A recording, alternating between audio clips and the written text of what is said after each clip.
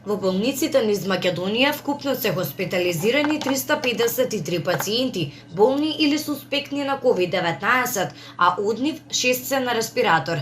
Тие што се лекуваат на респиратор се во градската општа болница 8 септември, каде што во последните 24 часа се примени тројца заразени со COVID-19, а вкупно хоспитализирани се 36 пациенти. На инфективната клиника во изминатите 24 часа примени се 6 пациенти, вкупно се хоспитализирани 70, на кислородна поддршка се 33, а односно нема пациенти на механичка вентилација, соопшти од Министерството за здравство.